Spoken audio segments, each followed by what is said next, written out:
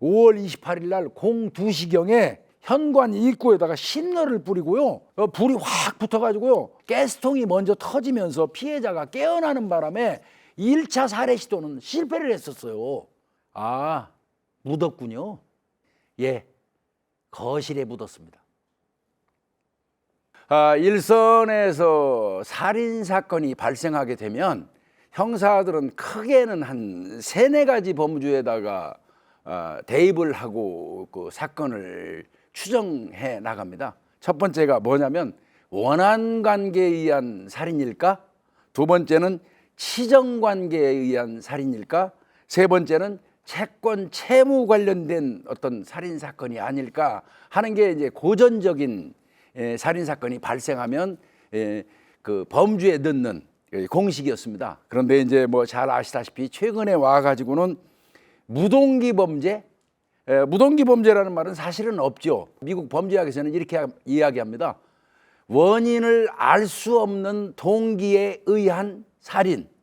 이게 이제 일반적으로 뭐 무작위 범죄 혹은 무동기 범죄라는 걸 그렇게 표현을 하고 있는데 그게 보다 적절한 표현인 것 같고요.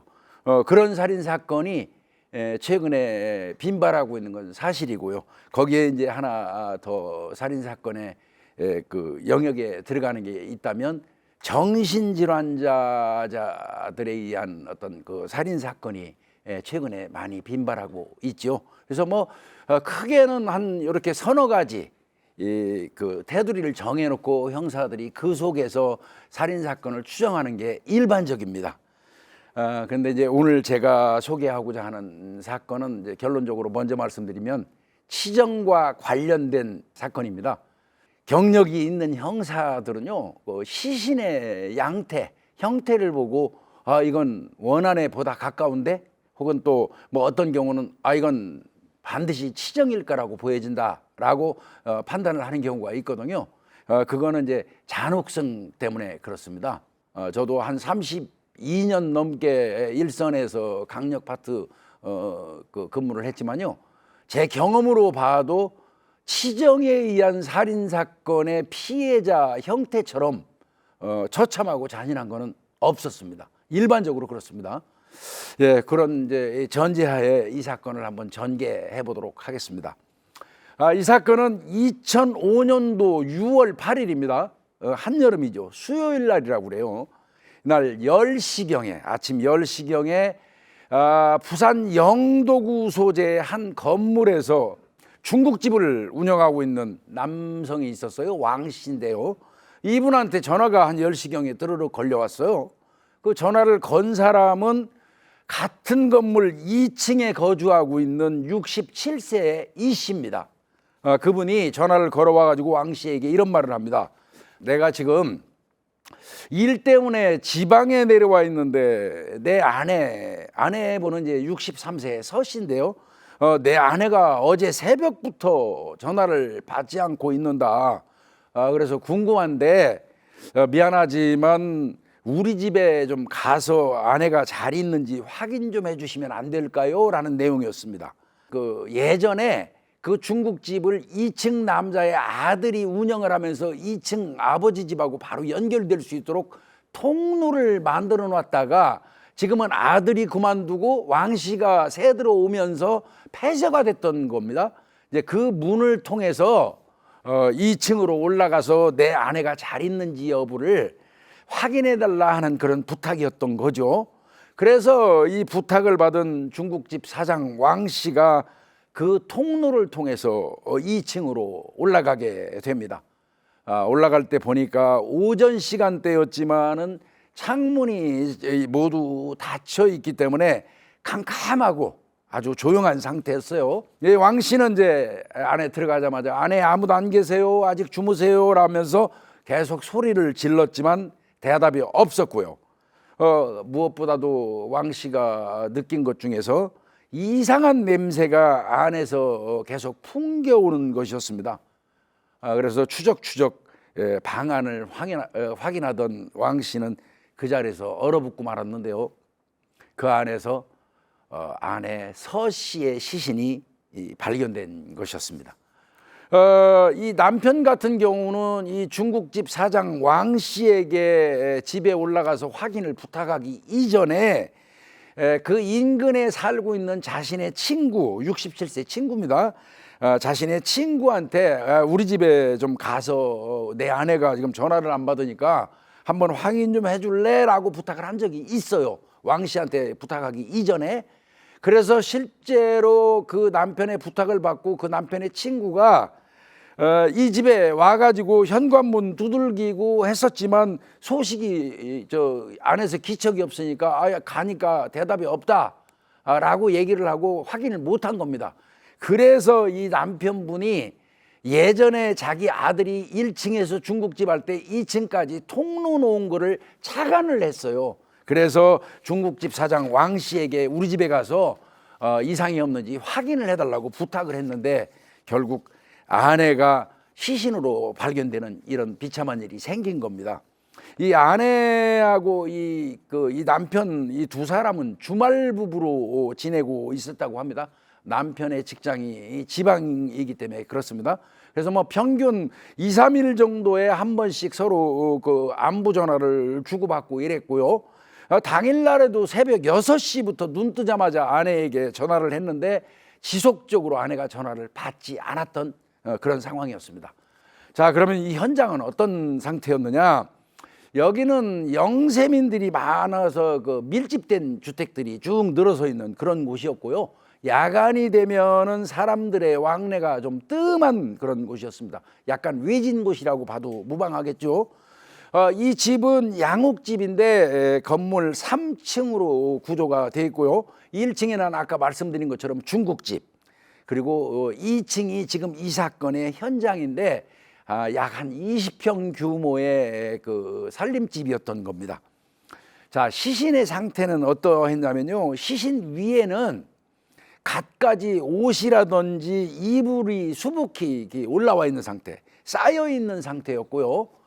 이 피해 여성 같은 경우는 방하고 거실 사이 문지방 위에 누워 있는 상태였었고요. 여기서 이제 중요한 부분이 있습니다. 상하의가 외출복 차림이었습니다. 그리고 양말도 신고 있는 상태였습니다. 요거는 바꿔서 이야기한다면 이 여성이 외출해서 돌아오자마자 공격을 당했다는 것을 암시하는 겁니다. 그리고 이제 방 거실 바닥이라든지 벽면에는 혈흔이 낭자했습니다. 그러면 공격을 하는 과정에서 비산혈이 생겼다는 이야기이고요. 그 다음에 상의, 그 위에죠. 상의 앞뒤가 피로 완전히 젖어 있는 상태. 요거는 집중적인 공격 부위를 말해주고 있는 겁니다. 그리고 뭐 여성 같은 경우는 살해되고 나면 항상 뭐 이 살펴보는 게 하의를 입고 있느냐 없느냐 이 차이를 따지거든요. 왜 그러냐면 여성을 공격으로 할 때 성폭행이 수반되는 경우가 많기 때문에 그렇습니다. 이 경우는 뭐 하의를 벗긴 흔적 같은 거는 없었습니다. 그리고 양쪽 그 발바닥에 다량의 혈흔이 묻어 있는 상태였고요. 시신을 이제 피가 흐른 상태에서 시신을 이 방바닥에서 옮기면서 끓은 자국, 이런 자국은 있었던 걸로 보여집니다.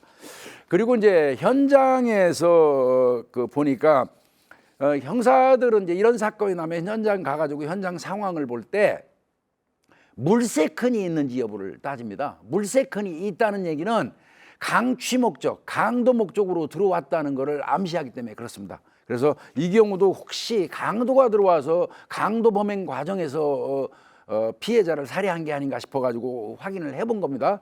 그런데 뭐 안방이라든지 서랍장 등등 이런 데 뒤지는 적이 없어요. 즉 말하면 물세큰이 없는 겁니다. 일단은 강도 범행에서 자꾸 지금 멀어져 가는 그런 형태죠. 그 다음에 이 시신을 덮고 있는 그 옷과 이불 같은 경우는요, 원래 이 옷은 건넌방에 있는 그 옷장에 있던 옷들을 갖다가 시신을 덮어놓은 거거든요. 그래서 이 범인이 건넌방의 옷장 속에 옷이 많다는 것을 알고 있었을 가능성이 많다. 즉 말하면 면식범 쪽으로 유추해도 괜찮겠다 하는 생각을 가지게 되죠. 그리고 아까 이 왕 씨가 2층으로 올라갈 때 아침 10시경이지 않습니까? 2층으로 올라갈 때 집이 깜깜했다고 했거든요. 그 이유는 확인을 해봤더니 그 집에 있는 두꺼비 집이라고 그러죠. 휴지를 내려버린 겁니다. 그러니까 전반적으로 집의 전원이 차단되면서 집이 깜깜했던 거예요. 그런데 집주인이 이 전원을 내릴 이유는 없지 않겠습니까? 그렇다면 이거는 범인의 행동으로 보아도 무방합니다. 즉 말하면 범인이 일부러 살해 이후에 나가면서 전원 스위치를 내리고 갔다, 이렇게 보는 게 맞을 것 같습니다. 뭐 현장에서 여러 가지 지문 채취 등 뭐 이런 그 감식 활동을 했지만 특별한 거를 경찰이 발견하지는 못한 것 같습니다. 결국 이제 이런 경우에는 부검을 의뢰하게 되죠. 이 사건도 이제 부검을 의뢰를 했습니다. 그 부검 결과를 보니까요, 범인은 예리한 칼 종류로 신체 앞면을 공격했습니다. 앞쪽을. 특히 머리 부분과 우측 옆구리에 집중이 돼 있죠. 아까 상체가 젖어 있었다고 말씀드렸지 않습니까? 그러고요, 머리 앞뒤에 14개의 상처, 머리 앞뒤에 14개의 상처, 그 다음에 상체에 11군데의 상처, 합치면 25군데 정도 공격을 상체만 집중적으로 한 거죠. 거기에 더해서 방어은이라고 그러죠. 범인이 공격을 할 때 막는 과정에서 손에 상처 같은 게 생기는 거를 방어은이라고 얘기합니다. 방어은도 여러 개 있는 것으로 발견이 됐습니다. 그리고 목을 조른 흔적도 있고, 그리고 이제 부검 결과 보니까 안목 쪽에 치명상이 있는데 그게 직접 사망에 이르게 된 결과하고 연결이 됐습니다. 그리고 이제 이런 경우에는 뭐 어디나 마찬가지입니다. 살인사건 현장에 나가면 피해자의 손톱 밑이 다치지 않는 범위 내에서 피해자의 손톱을 깊숙이 깎아가지고 그거를 국과수에 감정을 해야 하거든요. 그 이유는 뭐냐면요, 피해자가 살해를 당하는 과정 같은 경우에 본능적으로 상대방한테 저항하면서 상대방을 손톱으로 긁을 수 있어요. 이런 경우에 공격하는 범인의 표피 조각이라든지 뭐 그런 게 이 손톱 밑에 들어갈 수 있거든요. 그런 경우라면 범인 DNA가 손톱 밑에서 발견되는 경우가 많기 때문에 이 경우도 손톱 밑에서 혈흔 채취하고 DNA 채취 활동을 했습니다.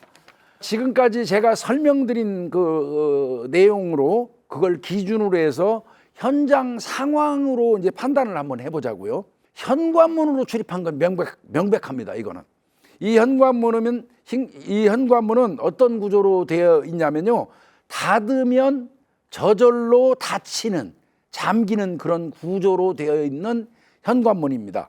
그런데 현관문을 파손하거나 강제로 우기고 들어온 흔적이 없어요.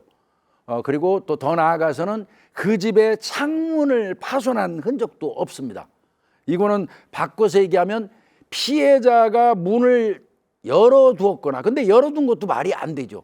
닫히면 잠기니까요.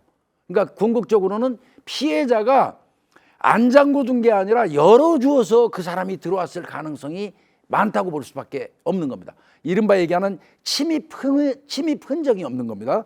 그러니까 외침 흔적이 없다는 거죠. 두 번째는 두꺼비 집을 내렸다는 거 자체도 이건 명백히 범인이니까요. 그렇고요. 그 다음에 분명한 거는 방어은이 여러 개 있는 걸로 보아서는 피해자하고 범인 간에는 몸싸움이 있었다. 이제 이런 부분도 거기에서 드러나죠. 그 다음에 머리와 상체 부위만 25번 정도 집중적인 공격을 했다는 의미는 범인의 살해 의지가 아주 공고했다. 이렇게 판단할 수 있는 거죠. 그러면 이제 여기서 또 형사들이 뭐 하나 더 유출을 하냐면요, 이 정도의 심한 몸싸움이 있었다면, 그러면 그런 경우에는 혹시 범인도 상처를 입었을 가능성이 있습니다. 그래서 범인이 자신도 상처를 입은 상태에서 피해자를 공격하는 과정에 본인의 몸에서 난 피가 흩뿌려지는 이른바 얘기하는 비산혈 같은 게 현장에서 발견되기도 하고 그거를 형사들이 채취해 가지고 범인을 검거하는 경우가 굉장히 많거든요. 그래서 이제 이 부분과 관련돼서도 형사들이 집중해서 찾아봤는데 그 빗자국 여러 군데 혈흔이 많은 거를 다 찍어 가지고 다른 혈액형이 있는지를 확인했어요. 그럼에도 불구하고 여기에서는 모두 피해자의 혈흔인 걸로 밝혀져서 형사들이 좀 실망을 하기도 합니다. 그리고 아까 말씀드린 것처럼 지문은 일체 찾지 못했어요. 특히 두꺼비 지문을 내릴 때 반드시 잡아서 내려야 되기 때문에 거기에서 지문이 나올 가능성이 있다고 판단을 했던 건데 거기마저도 지문은 나오지 않았습니다. 자, 그리고 범행 시간대를 한번 추정을 해보자. 이렇게 이제 보면요, 이 피해 여성분이 퇴근하는 시간은요 01시부터 01시 반 사이입니다. 양말도 벗지 않고 외출복 그대로 살해됐기 때문에 집에 도착하자마자 살해됐다. 그러면 퇴근 시간 01시부터 옷을 벗기 직전까지 계산해 가지고 02시까지, 즉 말하면 귀가와 동시에 바로 귀가 직후에 사건이 발생했다, 이렇게 볼 수 있는 거죠. 그렇다면 범인은 피해자가 오기를 기다리거나 아니면 피해자와 같이 들어갔을 가능성, 면식범이기 때문에 이렇게 두 갈래로 볼 수가 있을 것 같습니다. 그런데 만일 피해자와 같이 그 한밤중에 그 집에 들어갔다면 어떤 관계일까요? 그렇다면 면식범에 의해서 내연관계에 있는 사람에 의해서 살해가 됐다면 이 사건은 치정이죠. 그런데 이렇게 서두에 형사들이 나름대로 그 상황을 종합해 가지고 이 사건 성격을 규정해 놓고 수사를 딱 들어가려고 그러는데 형사들이 그냥 좌절하는 현장 증거물이 딱 하나 발견이 됩니다. 족적이 발견이 됐는데요, 별무늬 모양의 혈흔 족적입니다. 그러니까 피를 밟은 그 발자국입니다. 근데 별무늬 모양이라고 그래요. 그런데 사이즈가요 235에서 240mm입니다. 이거는 즉 말하면 여성의 발 사이즈 정도밖에 안 되는 겁니다. 이게 현관문으로 향하고 있었거든요. 이걸 발견을 했어요. 그렇다면 이 사건의 범인은 여자라면 치정관계는 애초부터 성립이 안 되죠. 아니면 아주 작은 체구의 남자, 아니면 미성년자일까? 이때부터 이 담당 형사들이 혼란에 빠지게 되어버린 겁니다. 어찌됐건 모든 가능성을 염두에 두고 이 수사는 진행할 수밖에 없는 겁니다. 그래서 뭐 가장 형사들이 현장에서 살인사건 발생하면 기초적으로 하는 수사 다 들어갑니다. 뭐 볼 것도 없이 피해자의 계좌 추적, 금융 거래 내역 다 뽑죠. 그 다음에 피해자의 통화 내역 다 뽑죠. 그 다음에 피해자 주변에 있는 사람들 주변 탐문합니다. 그 다음에 그 인근에 거주하고 있는 유사수법 전과자들 하나하나 불러다가 1대1 마크하면서 당일날 알리바이 다 깹니다. 이건 뭐 기본적이고 의례적인 그런 수사 활동이죠. 근데 그게 사실은 현장에서 제일 하기 싫은 수사인 건 맞습니다. 그럼에도 불구하고 그게 완전히 조사가 되지 아니하면 다른 사건 방향으로 진행을 할 수가 없기 때문에 그걸 할 수밖에 없습니다. 자, 이렇게 조금 전에 제가 말씀드린 뭐 통화 내역, 주변 탐문 이런 것 등등을 쭉 하다 보니까 그 과정 속에서 4사람의 용의자가 도출됩니다. 자, 첫 번째 용의자 45살의 남성입니다. 이 사람은 피해자, 지금 사망한 여성하고 금전 거래가 있었습니다. 5천만 원 정도의 채권 채무 관계가 있습니다. 즉 말하면 여성이 45세의 남성에게 5천만 원을 빌려준 겁니다. 채권자예요. 그런데 이 남성 같은 경우는 현재 사업이 실패해가지고 도주 중에 있는 사람입니다. 즉 말하면 수배자예요, 거의. 그래서 이 남성을 이 수사하기 위해서 가족들을 형사들이 설득을 합니다. 지금 뭐 사업 실패해가지고 돈 때문에 도망다니는 거하고 우리하고는 관련 없다. 우리는 지금 살인사건 수사를 하는 중이고 이 살인사건과 당신의 그 관계, 용의점만 우리는 파악하면 된다. 그러니까 사실대로 얘기해달라 해가지고 가족을 설득해서 통화는 됩니다, 경찰과. 그래서 6월 8일 이 사건이 발생할 당시에 이 45세 남성은 지방에 있었던 것이 명백히 확인이 되었습니다. 즉 말하면 용의자군에서 탈락된 겁니다. 배제해도 되는 겁니다. 자, 두 번째 그 용의자가 있었습니다. 이 두 번째 용의자는 돌아가신 이 여성분의 아들입니다. 왜 아들이 용의자군에 들어갔을까요? 이 아들은요, 사업을 실패하고 난 이후에 수시로 이 피해자 어머니에게 찾아와서 지원 요청을 했다고 그래요. 손바닥 벌린 겁니다. 그런데 뭐 마냥 자식이라도 돈 대줄 수는 없잖아요. 거절을 하다 보니까 여성이 엄마와 그 아들 간에 상당히 심한 다툼이 있었다, 이런 그 이야기가 있었기 때문에 용의자 군에 올라갔습니다. 그래서 경찰이 이 아들을 추적해 가지고 또 당일날 6월 8일 날 알리바이를 조사하니까 사건 당일날 PC방에 있었음이 확인이 됐습니다. 뭐 아이디라든지 이게 접속 로그인 이런 거를 형사들이 전부 확인해 가지고 파악할 수 있었어요. 그러면 아들도 배제됩니다. 세 번째는 남편입니다.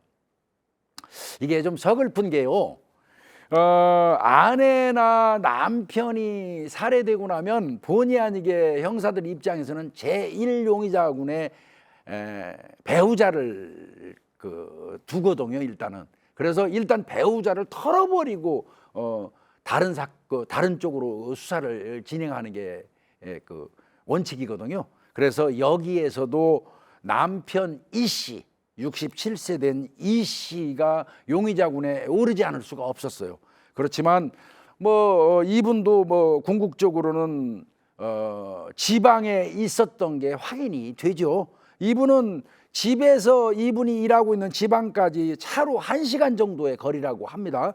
거기에 있었다고 하고요. 근데 이제 경찰이 이 남편을 자꾸 의심한 이유가 있어요. 새벽부터 유난히 자주 전화를 걸고 뭐 친구한테도 우리 집 좀 가봐라, 중국집 사장님한테도 우리 집 좀 가봐라, 이렇게 시켰잖아요.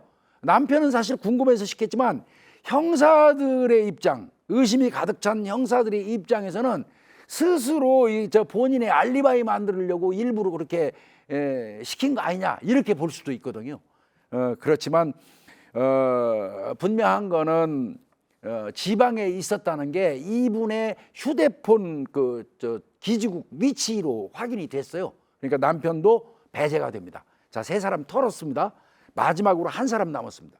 네 번째 사람은 누구냐면요, 67세의 권모 씨입니다. 권모 씨. 이 사람하고 이 권모 씨는 누구냐면요, 지금 이 남편의 30년 지기 친구입니다. 30년 지기 친구고요, 한 동네에 거주합니다. 그리고 피해자가, 돌아가신 여성분이 이 권 씨로부터 5천만 원을 빌렸어요. 채무자입니다. 그런 관계에 있습니다. 그래서 이 사람도 좀 이상하다 해가지고 이제 경찰이 당일날 조사를 했더니 범행 추정 시간대에 본인은 집에서 잠자고 있었고, 그 다음에 아침 7시경에 그 남편이죠, 친구의 부탁을 받아서 피해자 집에 가봤는데 문이 잠겨 있길래 난 집에 돌아왔고, 그리고 그 이후에 며느리가 임신한 상태라 출근을 해야 되길래 내가 차로 며느리를 터미널까지 출근시켜줬다. 그 이후에는 내가 구청 가서 내볼 일 봤다. 하루에 있었던 어떤 일정을 쫙 이 권 씨가 이야기를 다 했어요. 예. 그렇게 4명의 이제 그 알리바이를 경찰이 확인을 했던 겁니다. 조금 전에 제가 설명드린 것처럼 1번부터 3번까지 이는 명확하게 경찰이 확신할 수 있을 정도의 알리바이가 성립이 됐습니다. 그런데 지금 네 번째 권 씨, 4번이죠, 4번. 네 번째 권 씨 같은 경우는 완벽한 알리바이가 아닙니다. 집에서 잠잤다는 게 모호합니다, 이게. 그런데 대체로 공안시경이면 누구나 집에서 잠자는 시간이죠. 뭐 그렇다 보니까 잠자고 있었다는 그 얘기를 하는 거를 거짓말한다고 단정 지을 수도 없는 게 또 사실입니다. 그런데 이제 형사들이 아무리 생각해도 이 사람만 완벽한 알리바이 이거를 깬 게 아니기 때문에 이분에 대해서는 좀 자세히 당일 행적을 확인해 보기로 했습니다. 그래서 이제 형사들이 이 사람의 알리바이를 제일 쉽게 확인할 수 있는 방법이 뭘까 하다가 그 생각이 퍼뜩 들었어요. 남편이 친구인 자기한테 부탁해서 아침부터 와가지고 막 문 두들기면서 뭐 계세요 했을 거 아닙니까? 그렇다면 이웃집에서 권 씨가 문 꽝꽝꽝 두들기면서 계세요 하는 소리를 이웃집 사람들이 들었을 개연성이 있다 라고 판단을 했어요. 그래서 만약에 그런 소리 안 들렸다면 아닐 수도 있다고 판단한 거예요.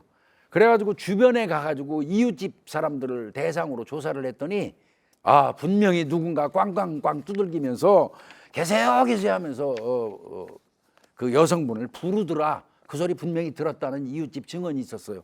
이래서 형사들은 또 4번 이 권 씨에 대해서 실망을 하고 맙니다. 그리고 이제 아까 말씀드린 것처럼 별 모양 신발바닥이 별 모양의 족적이 발견됐다고 그랬잖아요. 형사 한 팀은 그 신발 자국 족적을 들고 모든 신발 가게를 전부 다 돌아다닙니다. 누가 사갔는지 확인하는 거예요. 그 과정에서 확인을 해봤더니 이거는 부산 시내에 별 문양 밑창을 만드는 제조업체가 있어요. 별 문양 밑창을 만드는 제조업체가 있다는 사실을 알게 됐고요. 형사들이 거기 쫓아가 가지고 어디로 납품하는지 확인을 했더니 너무나 많은 신발 공장으로 납품이 되고 있기 때문에, 그리고 복잡한 경로를 거쳐서 이 신발 밑창이 납품이 되는 거예요. 그래서 신발 밑창에 의한 그 혈흔 족적에 의한 수사는 결국은 실패할 수밖에 없었습니다. 자, 이제 이 정도 되면 경찰이 남은 수사는 딱 하나밖에 없어요. 오로지 용의자 중에서 행적이 확실하게 딱 떨어지지 않는 4번 권 씨. 이 사람만 털으면 하여튼 그 용의자군에 있는 사람 다 털고 다른 쪽으로 수사가 전개돼야 될 입장이거든요. 그래서 이 남편 친구 권 씨의 알리바이는 어떤 형태로든 확인하고 싶어서 달라붙은 겁니다. 이 남편의 친구 권 씨 같은 경우는 진술을 받을 때도 굉장히 침착했고요. 그 다음에 이 아내 이제 돌아가셨으니까 장례식을 치를 거 아닙니까? 그런데 장례식장에 이분이 와가지고요, 정말로 남편보다 더 심하게 목 놓아 울기도 했다고 합니다. 주변 사람들한테 그 얘기를 형사들이 들었어요. 그리고 심지어는 친구 아내의 장지까지 따라갔고요. 또 더 나아가서는 피해자의 영정을 끌어안고 대성통곡을 했다는 이야기가 장례식장에 다녀온 사람들로부터 있었습니다. 그러면 여기에서 바로 유추되는 건 뭡니까? 이거는 치정 내연 관계 가능성은 보다 높아 보이지 않겠습니까? 그리고 누가 자기 친구의 아내가 사망했다 해가지고 이런 정도의 행동을 하겠습니까? 일반적이지는 않잖아요. 그리고 형사들이 결정적으로 이 사람을 놓지 못하는 이유가 하나 더 있었는데, 이 사람이 사망한 여성하고 저녁에 밤 늦은 시간대에 유난히 통화가 잦았습니다. 아니, 내 친구의 부인하고 무슨 통화를 그렇게 야심한 시각에 합니까? 이건 절대 일반적이지 않지요. 상식적이지 않은 일이죠. 그리고 더 나아가서 이 사람은 두 부부의 그 사생활 자체를 가장 잘하는 사람이기도 하고요. 형사들은 여기서 분명한 거는 이건 내연 관계일 가능성은 진짜 높다, 이렇게 생각을 했다고 합니다. 그래서 이 사람한테 한 번씩 툭툭 찔러봅니다. 알리바이 조사하는 과정 속에서. 아니, 선생님은 친구의 아내하고 한밤중에 무슨 통화를 그렇게 자주 하셨습니까? 라고 진술을 던집니다. 그때 이 사람이 뭐라고 이야기를 하냐면요, 피해자 그 사망한 여성이죠. 그 사람한테 내가 조언 좀 많이 해주느라고. 무슨 조언일까요? 아주 옹색한 어떤 그 알리바이를 말을 한 거죠. 이런 부분에서 형사들은 머릿속에 의심이 가득 찰 수밖에 없어요. 그래서 형사들이 두 사람 간에 어떤 관계인지 여부를 좀 더 면밀하게 살피기 시작했습니다. 그건 저 여성의 주변 사람 혹은 요 4번 남성 권 씨의 주변 사람을 대상으로 하는 게 옳겠죠. 그 사람들을 집중적으로 조사를 했더니 대체로 그렇게 얘기합니다. 저한테 들었다 소리는 절대 하지 마세요 라고 하면서 그 주변에 있는 사람들이 사실은 걔들 둘이 엄청 가까워요 라고 얘기해 줍니다. 이건 넌지시 얘기한다고 그러는데 형사들은 직접적으로 받아들이는 거죠. 남성의 발 사이즈도 당연히 형사들이 받겠죠. 근데 뭐 그거야 뭐 남성이니까 235에서 240mm가 나올 수가 없죠. 발 사이즈에서는 분명히 이 사람은 범인이 아닙니다. 그러면 형사들은 이 사람이 아니라면 누구를 시켜서 했을 수도 있다고 생각하기 때문에 놓지 않는 겁니다. 4번을 계속 수사합니다. 계속적으로 형사들이 물고 늘어진다고 그러는데 우리말로 물고 늘어지는 과정 속에서 이상한 점이 하나 더 드러나게 됩니다. 이 권 씨의 아내가 손 씨입니다. 손 씨. 근데 이 여성이 지금 현재 상태에 가출 중이에요. 약 2년 반 전에 이 권 씨의 아내가 가출을 한 상태에 있는 겁니다. 지금 그러니까 아내가 지금 현재 없는 겁니다. 집에 이 사람이. 이 사람한테 물어봤더니 2002년 10월 28일 날 자기 아내가 가출을 했는데 가출한 이유는 노름 때문에 가출했거나 노름, 도박이요. 아니면 다른 사람하고 만나면서 바람이 나서 가출한 걸로 추정이 된다 라면서 가출 신고도 아내가 나가고 난 5일 뒤에나 신고를 했던 게 나왔어요. 형사들이 조사하는 과정에 권 씨를 알아보니까 권 씨가 이런 사람이에요. 그런데 일반적으로 아내가 집을 나가게 되면 할 수 있는 모든 방법을 동원해서 아내를 찾으려고 하는 게 일반적이잖아요. 근데 이 사람은 전단지 배포 뭐 이런 거 뭐 그건 아예 하지도 않았고요. 뭐 가출 신고만 툭 5일 만에 가서 던져놓고는 그 이후로는 아내를 찾으려는 노력을 한 적이 없어요. 이 사람은. 그리고 또 아내분이 직접 본인 자의로 가출을 했다 그러면 밖에 나가서 남편 보기 싫어서 나갔으면 남편한테 연락 안 한다고 쳐요. 그런데 적어도 자식이나 손주한테는 연락하거든요. 그런데 이분은 나간 이후에 일체 연락이 없는 상태입니다. 그리고 또 무엇보다도 그 아내가 가출을 할 만한 특별한 동기가 없습니다. 예, 아무 문제가 없어요. 뭐 불화가 있거나 싸우거나 무슨 문제가 아무것도 없어요. 그리고 더 나아가서 자 아내가 가출을 했어요. 가출을 했는데 요 권 씨는 현재 상태에 무직이거든요. 수입이 없단 말이에요. 경제적인. 그럼에도 불구하고 집 나간 아내의 이름으로 되어 있는 보험금을 2년 반 동안 꾸준히 납부하고 있습니다. 이 남편이. 그리고 더 나아가서는 가출하거나 실종된 사람의 생명보험금은 어떻게 수령하나요? 하는 그 상담을 보험사 직원으로부터 한 적이 있는 것을 형사들이 발견했어요. 이때부터 형사들의 어떤 이 수사 방향은 이거 뭐지? 지금 전자에 사망한 여성 살인 사건을 조사하는 과정에서 용의자로 부상한 이 권 씨 주변을 조사하다 보니까 얼토당토한테 권 씨 아내의 실종마저도 심상치가 않은 겁니다.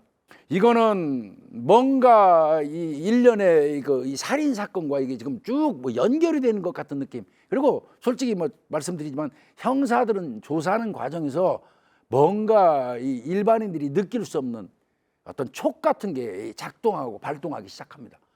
일단은 이 아내하고 관련된 그 어떤 그 아내 행적과 관련된 이런 내용도 한번 진술을 한번 받아보기로 했어요. 이건 이제 형사들 입장에서는 우회 압박이라고 그래요. 돌아서 이제 우회로 아내 쪽을 중화하면서 한번 압박을 해보자. 이런 그 수사 방침을 세웠어요. 그래가지고 이렇게 얘기합니다. 가출한 아내분하고는 부부 사이 좋았나요? 하고 질문합니다. 이 사람 아무 문제 없었다. 아닌데요. 우리가 조사한 바에 따르면 자주 다투셨다는데요. 라고 말했어요.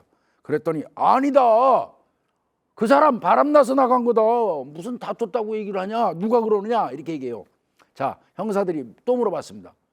아내분이 가출할 때 휴대폰 들고 갔나요? 라고 물어봤습니다. 이 사람이 뭐라고 얘기하냐면요. 글쎄 그런 것 같은데요. 라고 얘기했어요. 근데요. 요 휴대폰과 관련된 거는 형사들이 이 남편한테 진술을 받기 이전에 이 남편의 아들, 그러니까 가출한 여성의 아들로부터 미리 1차 조사를 했어요. 형사들이. 그때 엄마가 가출한 거 맞죠? 예, 맞습니다. 소지품 다 놓고 갔다며요. 예, 휴대폰도 놓고 갔어요. 이런 얘기를 형사들이 미리 들었거든요. 그런데 모르는 척하고 이 남편한테 물어본 겁니다. 직접 출근합니다. 아들이 무슨 소리야 당신 말이야. 아들이 저 엄마 가출 직후에 보니까 휴대폰 집에 놓고 가서 집에서 다 봤다고 그러던데 당신도 봤다고 그러던데 또 지갑도 거기 집에 그냥 그대로 두고 갔다는데 어디 가려면 휴대폰이나 지갑은 들고 가야 될 거 아닙니까? 차비하려면요. 근데 그 부분 안 가져갔다는 거 이 부분과 관련돼서 당신 생각은 어때요? 어떻게 생각해요? 라고 물어봤더니 고개를 흔들면서 이때부터 옆에서 관찰한 형사의 눈에는 이 사람의 눈빛이 엄청나게 흔들리기 시작했답니다. 거짓말하는 이 범인들의 아주 그냥 그 외견상 느껴지는 거 있죠. 엄청나게 노련한 정과가 많은 놈들한테 많은 그 사람들한테는 안 통하지만 그렇지 않은 사람들은 굉장히 자기가 궁지에 처했을 때 취하는 행동이었어요. 입이 말라가지고 침을 자꾸 삼켜요. 입술에 침을 자꾸 바릅니다. 그리고 말을 더듬습니다. 그 증상이 여기에서 계속 나오고 있었어요. 예, 형사들이 이제 침이 마르시나 봐요, 입이 마르시나 봐요 하면서 물을 갖다 줍니다. 물을 갖다 줄 때 일부러 딱딱한 플라스틱이나 유리컵에다 물을 주는 게 아니에요. 만지면 물렁한 종이컵 거기에다가 물을 되도록 많이 따라서 갖다 줍니다. 역시 여기서도 그랬어요. 일부러 종이컵을 건네면서 관찰을 했는데요. 종이컵이 우그러들면서 떨면서 물이 질질질 흘렀습니다. 손을 떨지 않으려고 종이컵을 꽉 잡기 때문에 나타나는 현상입니다. 여기에서 형사들은 거의 확신했다고 그래요. 이거 살인사건 2건이다. 이렇게 거의 확신했다고 그래요. 그렇지만 지금 현재로서는 어떤 직접적인 증거는 없는 겁니다. 한 10시간 가까이 조사를 받았어요. 그리고 당장에 뭐가 드러난 건 아니기 때문에 일단 이 사람을 귀가시킵니다. 이러던 중에 아까 최초 현장 나가가지고 감식하면서 피해자의 손톱 밑을 깊숙이 깎았다고 그랬잖아요. 국과수 의뢰했잖아요. 거기에서 손톱 밑에 낀 혈흔 DNA 감정 결과가 형사들한테 드디어 도착이 됐습니다. 누구의 DNA였을까요? 바로 권 씨였습니다. 지금 의심하고 있는 권 씨의 DNA인 게 결과가 나온 겁니다. 이로써 이 사건은 아까 그 첫 번째 그 사건 집에서 사망한 사람 그 사건의 범인은 일단은 권 씨다. 자, 그러면 일반적으로 바로 권 씨를 검거할까요? 그렇게 하면 이 수사 실패하는 겁니다. 형사들이 이제 확증은 가졌죠. 확신은 가졌지만 바로 체포하지 않습니다. 왜 그러냐면 바로 체포했을 때 자, 당신 저 사망한 여성 손톱 밑에서 당신 DNA 나왔으니까 당신이 범인이야 라고 말했을 때 형사가 이 사람이 이렇게 얘기하면 어떡할까요? 나 그 사람하고 몸싸움 한 적은 있어요. 그날 채권 채무관계 때문에 말다툼하다가 거의 내연까지 인정할게요. 내가 내연이었어요. 내연 관계에서 뭐 사소한 시비 그때 몸싸움 하면서 저 쥐뜯고 한 적이 있어요. 그렇지만 내가 죽인 거 아닙니다 라고 얘기해버리면 이 사건 완전히 망가지는 거죠. 그래서 바로 DNA만 가지고 이 사람을 체포하지 않은 겁니다. 이건 정말 수사 잘한 겁니다. 이거는 다른 증거 혹은 그거를 뒷받침하는 정황 증거라도 더 수집을 해가지고 몰아서 이 사람을 압박해 들어가야 돼요. 그래서 이제 형사들이 바로 체포하지 않았고요. 자, 이 사람 다시 부릅니다. 4번째 조사합니다. 4번째 조사. 3번째 조사할 때는 아내에 대해서만 잔뜩 물어보고 보냈잖아요. 자, 이때는 이 사람 딱 앉혀놓고 형사들이 일부러 자신만만해 했습니다. 아주 결정적인 증거 거의 확보됐어 라는 느낌을 이 사람한테 팍팍 주는 겁니다. 형사들이 표정과 몸짓과 그 어투로. 그럼에도 불구하고 이 사람은 여전히 부인을 합니다. 1시간이 넘어가고 있습니다. 1시간이 넘어갔는데 이제 계속 추궁하니까 이 권 씨 뭐라고 그러냐면 증거 내놔 증거. 나 이제 지금부터 당신들 얘기하는 거 증거 내놓지 못하면 나 아무 말도 안 할 거야. 묵비권 행사할 거야 라면서 버팁니다. 그 시간이 3시간을 흘러갔습니다. 계속 줄다리기하고 형사는 질문하고 말 안 하고. 이 경우에 이제 형사들이 한 번 정도는 해볼 수 있는 방법 수사 기법인데 조사 기법인데요. 감정에 한번 호소해 보기로 했습니다. 감정에. 형사들이 거의 증거 다 갖고 있는 표정을 지으면서 자꾸 이러시면 안 된다. 모든 정황과 증거가 당신을 가리키고 있는데 끝까지 아니라고 그러면 어떡하냐. 그러면 처벌도 더 강해진다. 그리고 더 나아가서는 죽은 사람들에 대해서 이때 복수로 얘기해 버립니다. 형사가. 두 번 죄를 짓지는 말자. 그래도 한때는 당신이 사랑했던 사람들 아니냐 라면서 압박해 들어갔어요. 아이들 생각, 가족들 생각도 해야 될 거 아니냐. 그리고 그 사람들 원이라도 풀어주는 게 지금 현재로서 당신이 할 일이다. 마지막으로 그랬더니 한참을 대답 없이 그 땅만 쳐다보고 있던 4번 권 씨가 눈도 못 마주치고 있었다고 그래요. 그리고 손은 막 떨고 있었다고 그래요. 담배를 요구합니다. 형사님, 담배 한 대만 주십시오. 이 소리처럼 조사 과정에서 자백받을 때 형사들 입장에서 반가운 소리는 없습니다. 예, 결국 담배 한 대 쭉 피고 난 다음에 이 사람이 예, 제가 죽였습니다 라고 자백했습니다. 자백 내용을 보시겠습니다. 이 권 씨는 이 여성분하고 첫 번째 그 사망한 분이죠. 그 여성분하고 4년 전부터 정을 통해 오기 시작했다고 합니다. 친구 그 남편이죠. 친구가 직장 때문에 떨어져 있는 시간이 많고 또 자기도 4년 전에는 아내하고 사이가 안 좋을 때거든요. 그러다 보니까 서로 의지하면서 가까워지면서 이 권 씨가 피해자한테 뭐 어떤 날은 뭐 200만 원, 300만 원, 500만 원 뭐 이런 걸 용돈으로 조금씩 주었고요. 공식적으로 이 피해 여성한테 빌려준 돈도 5천만 원이 넘습니다. 거의 1억 원 가까이를 내연 관계에 있는 이 여성한테 이 사람이 줬어요. 왜 그러냐면요. 지금 현재는 이 사람이 일을 안 하지만 이 권 씨가 한때는 목수 생활을 하면서 돈을 제법 많이 모아놓은 상태였었습니다. 돈이 좀 있었어요. 그 돈을 이제 내연 관계에 있는 친구 부인한테 아름아름 거의 1억 원 가까이 준 거예요. 최근에 와서 이 권 씨의 아들이 사업을 하게 됐어요. 그 아버지한테 도움 요청을 하니까 그래 그러면 저 여성한테 빌려준 내연이한테 빌려준 5천만 원 있잖아요. 그걸 좀 받아가지고 아들한테 좀 지원해 주면 되겠다라고 생각을 했어요. 그래서 당연히 줄 알았죠. 그 당신 그 빌려준 거 그거 좀 줘. 우리 아들이 좀 사업 좀 한대. 그랬는데 피해자가 냉정하게 거절했습니다. 그거 나 빌려준 거야? 준 거 아니야? 그리고 당신은 그 돈 없어도 돈 많잖아 라면서 거절을 한 겁니다.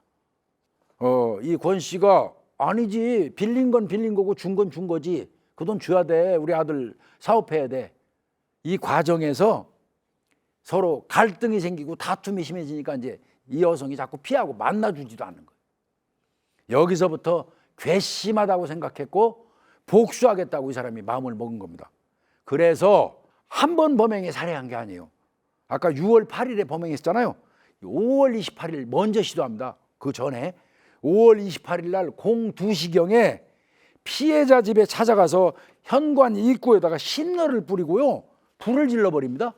불이 확 붙어가지고요, 죽으라는 거죠, 불나서. 그런데 다행히도 가스통이 먼저 터지면서 피해자가 깨어나는 바람에 1차 살해 시도는 실패를 했었어요.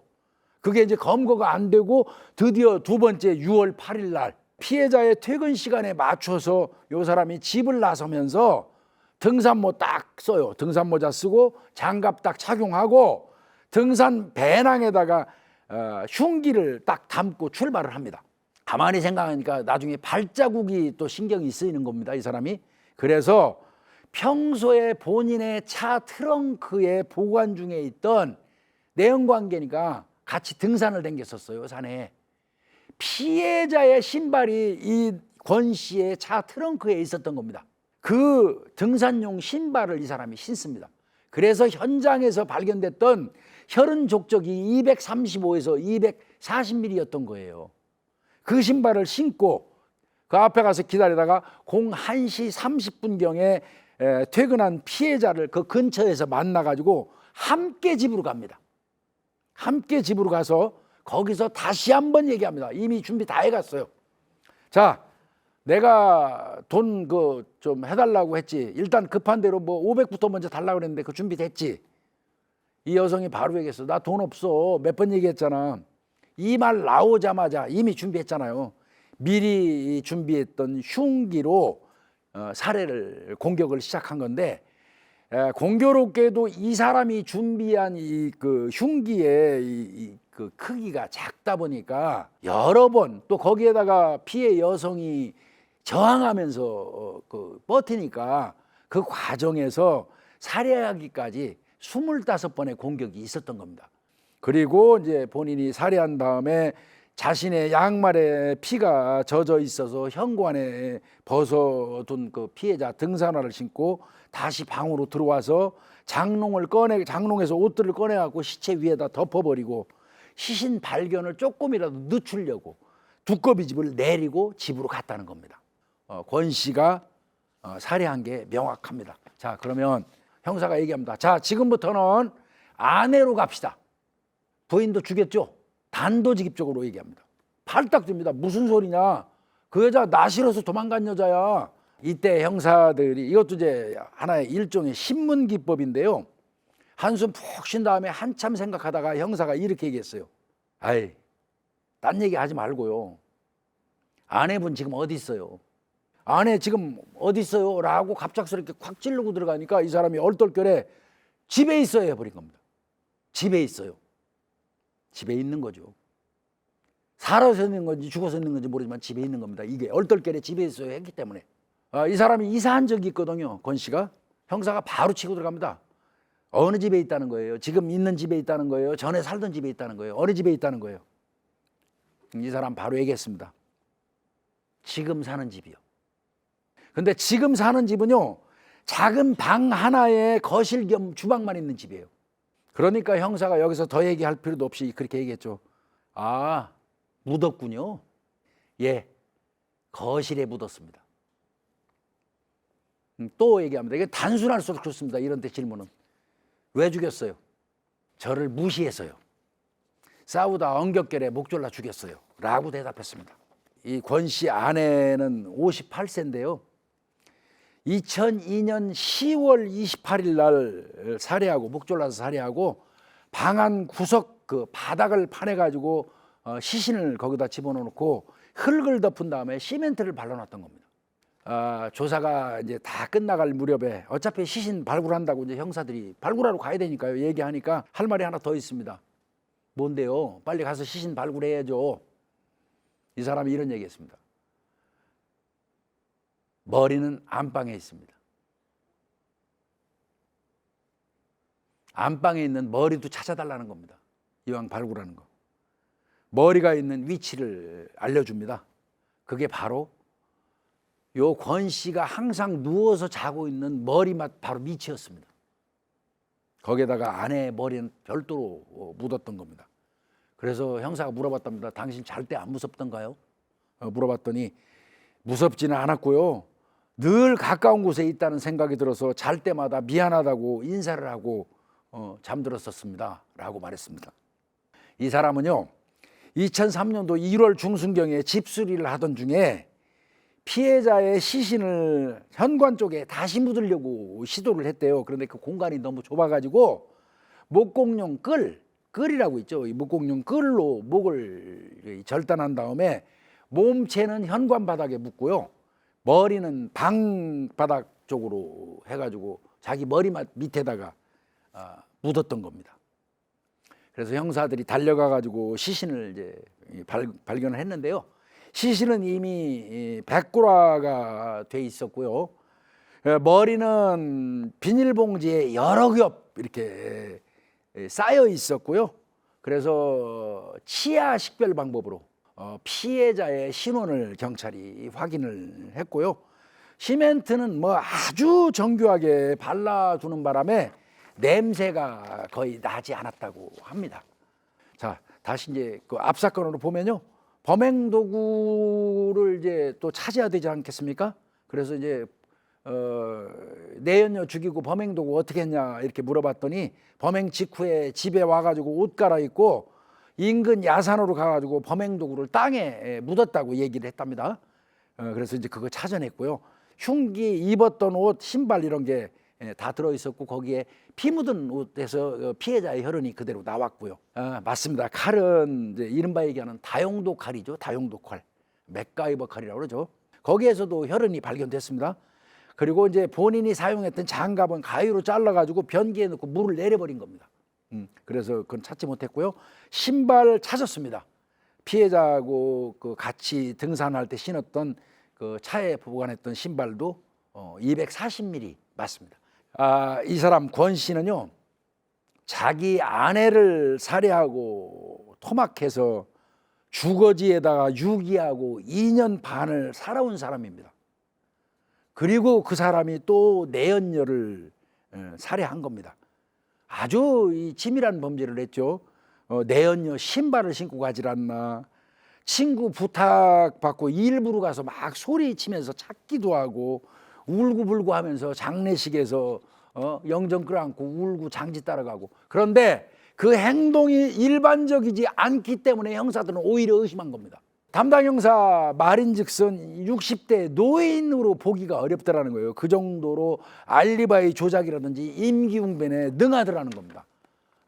20, 30대의 범인 수준 정도의 범죄 지능을 가지고 있더라, 뭐 이런 얘기도 했습니다. 이 사건은 부산 영도경찰서 형사계 강력 4팀에서 최두식 팀장을 비롯해서 여러 사람, 또 거기에 과수팀 형사들까지 정말 집중적으로 붙어가지고 한 건이었던 사건을 수사 과정에서 이상한 점을 발견해갖고 2건까지 해결한 정말 그 모범적인 수사 사례에 속하고요. 신문 기법이라든지 유추해가는 과정이 굉장히 훌륭합니다. 저도 형사 오래 했지만 참 수사 잘했다 이런 생각이 좀 듭니다. 이 범인 이 권 씨는요, 요건 좀 아쉬운 부분이 있긴 합니다. 개인적으로 그렇습니다. 고령이라는 이유로 징역 15년을 받았습니다. 그리고 2020년 출소했습니다. 만기 출소. 뭐 이 순간에도 어디에서 지금 우리 뭐 방송을 보고 있을지 모르겠습니다만은 많이 반성해야 됩니다. 정말 많이 반성해야 됩니다. 개과천선했길 바랍니다. 오늘은 부산 아내 내연녀 살인 사건 뭐 이렇게 제목을 붙이면서 마치도록 하겠습니다. 전형적인 치정관계 살인 사건이었습니다. 감사합니다.